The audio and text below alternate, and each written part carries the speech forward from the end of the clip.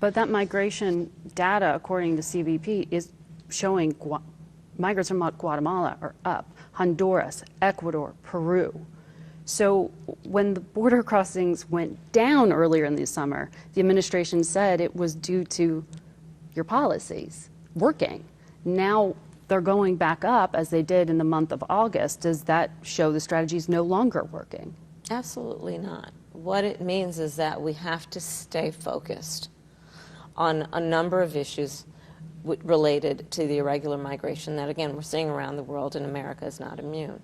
And one of them is to continue to work on the root causes and focus on the fact that you take a country like Guatemala. We're very pleased about the outcome of that election. This is a person who has committed himself to fighting against corruption, one of the reasons that people flee these countries, and working on what we can do to invest in the economies of those countries so that people will stay. So you think the strategy is working despite the numbers being up? Overall, we are seeing progress. But we're not going to have a constant. There are going to be fluctuations. That is normal, just like the weather fluctuates and circumstances fluctuate, such as elections in those regions and what that might mean. It doesn't mean that we keep our foot off the gas. We have to stay focused and understand there has to be a long-term strategy as well as a short-term strategy. So was it too early to say that the strategy was working when the numbers went down? My point is that focusing on root causes and doing the work that we have been doing to bring U.S. investment into those countries in a way that is supportive of their economies and supportive of fighting corruption actually works. That does work. And the philosophy behind it is pretty basic from my perspective. I truly believe most people do not want to leave home. And if they leave the place where they grew up, the language that they speak, the church where they prayed, their grandmother, it's usually one or two reasons that they leave. Either they can't afford to take care of the basic necessities of themselves and their families, or they're fleeing harm. And so understanding that as a foundational principle, the work we have been doing to invest now billions of dollars in those countries is important work. And it is why I talk about a long-term strategy. We may not see the results overnight, but it is very logical to understand that when we invest in the root causes of people leaving, it will have an impact on encouraging them to stay where they actually want to stay. Do not come. Do not come. Across our nation, extremist, so-called leaders demonize, target, and attack immigrants. In Florida, they just passed SB 1718, a law designed to make people live in fear. A law that makes people afraid to even receive care at a hospital because they fear they will be asked about their immigration status and worry they could be separated from their families and be deported. In Texas, we see reports that authorities have pushed children and pregnant women who crossed the Rio Grande back into the river. People who refuse to provide water to other human beings who are in deadly 100-degree heat. Inhumane, outrageous, and un-American.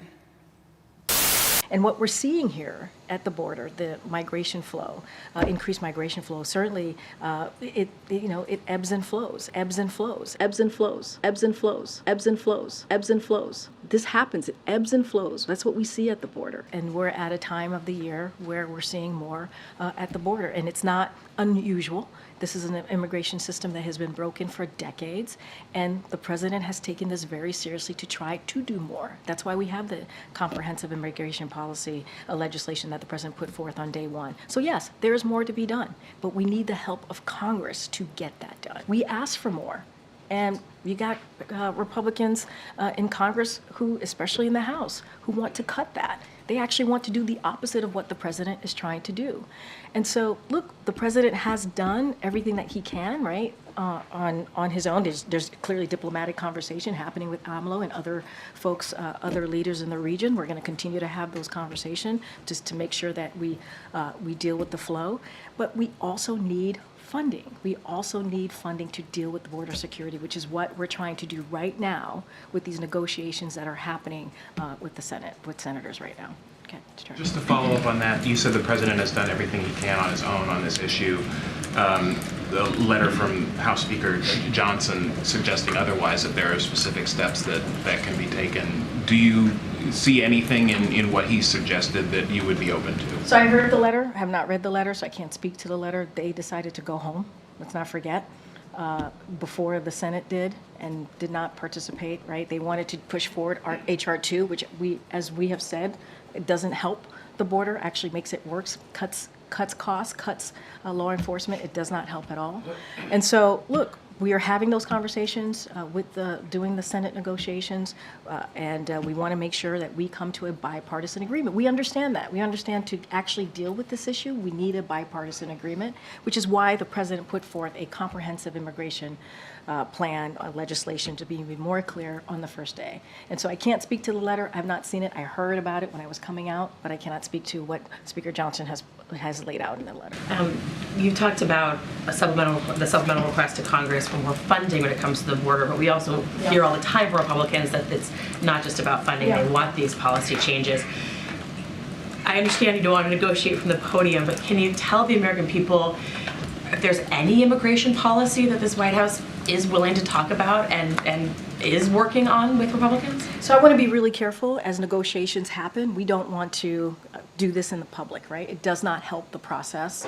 And so we want to make sure that those negotiations are happening. Obviously, we're part of those negotiations with the senators. We think it's going in the right direction. We want to make sure that we get to a bipartisan agreement. It's incredibly important. The president understands. He understands that we have to fix this immigration system. It has been broken for decades now. And so we have to do everything that we can to fix that system. And so we're going to have those conversations. And you're right, it's not just about funding, it's also about policy discussions that they're having.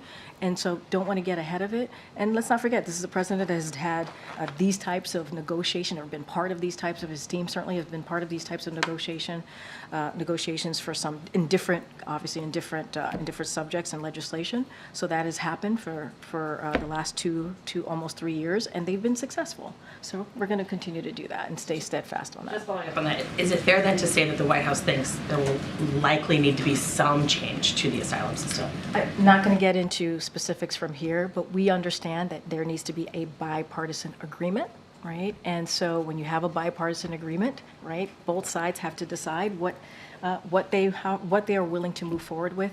I just want to be super mindful and let the team that are doing the negotiations do that themselves. And when they're ready to share what they've decided on, we will certainly talk about that.